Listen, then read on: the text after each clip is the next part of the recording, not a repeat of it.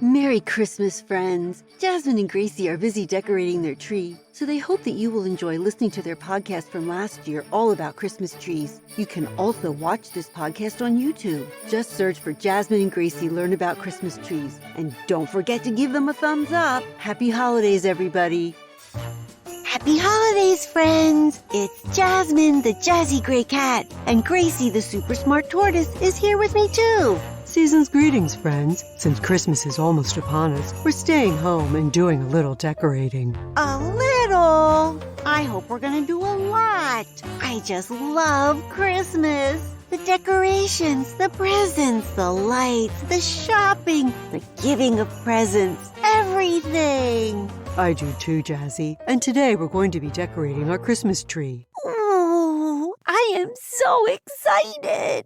You know what, Gracie? Why do we decorate a tree? I'm sure that you know. Well, Jasmine, I have been reading up on the subject and would love to share it with you and our friends. Well then, share away. Since the early 1900s, Christmas trees have been part of America's celebration, but the tradition of decorating with greenery goes back much further. You mean back like in 1776 in the American Revolution?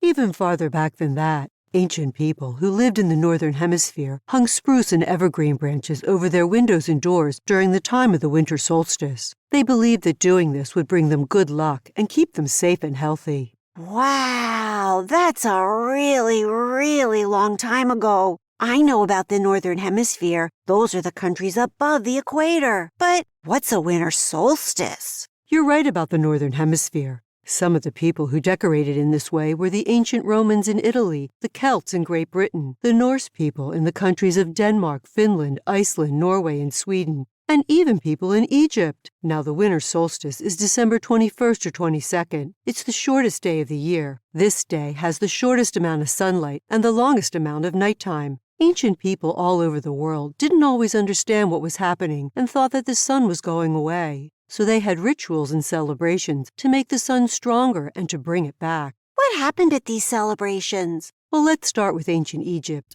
Ancient Egyptians celebrated for 12 days starting on December 21st. They decorated their homes with plants that were green all year round, like palm leaves and branches. Palm leaves? Good thing we don't use those. I think it would be really hard to hang ornaments on them. How about the Romans? Rome called their festival Saturnalia, after the planet Saturn. Ooh, Saturn is my favorite planet. I just love all those gorgeous rings. It started on December 17th, and it was like a vacation. People had off from work and school. There were parties with music, food, and gift-giving. Candles were a popular gift because it reminded them of sunlight returning. Evergreen wreaths and trees were used to decorate because they meant long life and that the sun was coming back. Gracie, I want to tell you about the Vikings who lived in those Norse countries. Their Yuletide feast started on December 25th and went for 12 days too. And guess what? They thought their god Odin would fly across the sky and leave gifts in children's boots. That sounds a lot like Santa Claus leaving presents in stockings. Yes, it does. The Vikings used branches of evergreen, holly, and mistletoe also. They decorated their Yule trees with small statues, clothing, and food. They thought that doing this would keep them safe. You know what? We decorate just like the Vikings. We put little statues like this Santa Claus and food like this candy cane on our tree too. I'm not sure about the clothes though. How about this lovely mitten ornament? Mittens are clothing. Totally cool, Gracie. It's fun to see that we still like to do the same things that people a long time ago liked to do too.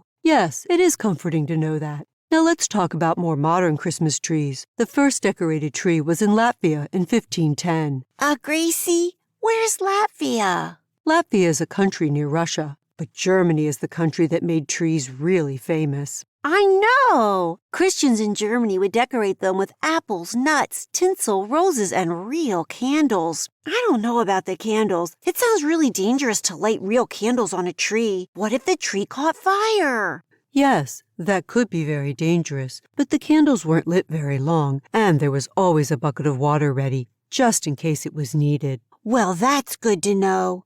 But how did Christmas trees get over here to the United States? When German people came to live in the United States, they brought their tradition of Christmas trees with them. But Queen Victoria of England made them really popular in 1846. Oh, Gracie, can I talk about her? You know how I love queens and princesses and fairies. Be my guest, Jasmine.